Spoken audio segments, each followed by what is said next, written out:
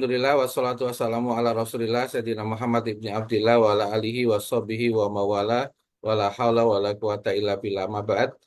Bapak Ibu, teman-teman sekalian yang hadir di malam hari ini, sangat penting untuk kita pahami bersama. Yang pertama, kalau kita lihat realitas kehidupan, rata-rata yang kita temui ya, terutama ini ya beberapa klien yang konsultasi dengan kami, ada orang yang pencapaian bisnisnya luar biasa, tapi ternyata ketika di dalam rumah tangga muncul persoalan, interaksi dengan pasangan, kemudian anak-anaknya itu merasa bahwa seperti dia itu dalam kos-kosan ya, karena jarang ada me time, jarang ada pertemuan yang apa namanya menyamankan ya, karena secara finansial sukses, tapi secara hubungan keluarga kemudian muncul persoalan.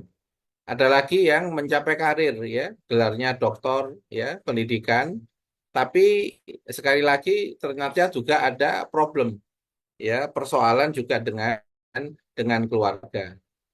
Ada juga yang kita temui para lansia ya, para lansia yang mengeluhkan ketika beliau berkunjung ke rumah anaknya, ternyata anaknya WFH ya, kemudian cucu-cucunya itu pada main game ya, akhirnya beliau merasa desperate ya, merasa hatinya itu kayak nggak ada yang nyambung gitu ya dengan anak sama cucunya.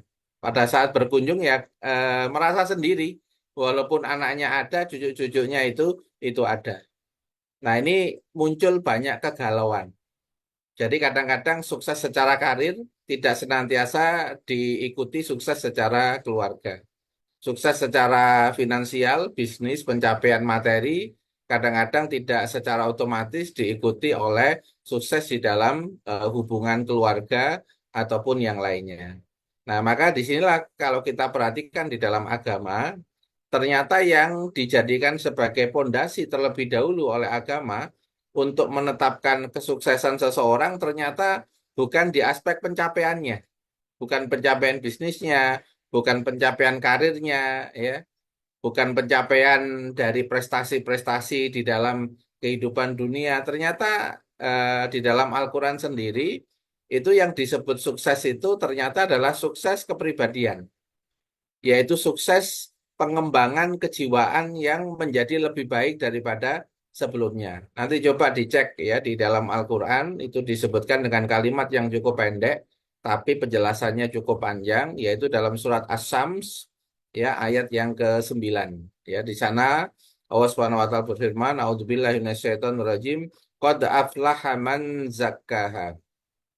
Sungguh sukses orang yang menyempurnakan jiwanya. Ya, kata zaka ini dalam bahasa Arab itu punya beberapa makna. Ada zaka yang bermakna membersihkan, ada zaka yang bermakna mengembangkan, ya, dan juga ada zaka yang namanya ada ziyadah, ada pertambahan kebaikan. Nah, termasuk kata zakat itu dikatakan berkembang, maksudnya apa? Kalau orang sering mengeluarkan zakatnya, maka ya hartanya akan berkembang. Mana kosomalin min sodakotin. Harta tidak akan berkurang karena ketika mengeluarkan zakatnya. Nah, disinilah akan muncul pemahaman ternyata yang sukses itu yang menyempurnakan jiwanya. Ya, apalagi di dalam Al-Quran sendiri itu juga dikasih apa namanya urutan ya. Manusia itu ada yang level bawah namanya nafsu amaroh ya, disebutkan dalam surat Yusuf ya ayat 53. Nafsu yang paling rendah, nafsu yang masih terdorong kepada keburukan ya, kekacauan, nafsu amaroh. Kemudian naik level nanti menjadi nafsu lawamah dalam surat Al-Qiyamah. Nafsu yang mulai melihat dirinya, kok diri saya hampa ya, kok diri saya ini ada yang salah ya. Ya ini naik level berarti. Nah, yang ketiga sampai level nafsul mutmainah. Nah, artinya apa? Artinya Islam juga memberikan penjelasan bagaimana nanti ada proses pengembangan, ada proses penyempurnaan. Nah, bagaimana itu Islam menjawab, terutama konsep psikologi Islam mengembangkan jiwa seperti apa? Tunggu jadwal dan di tema-tema berikutnya.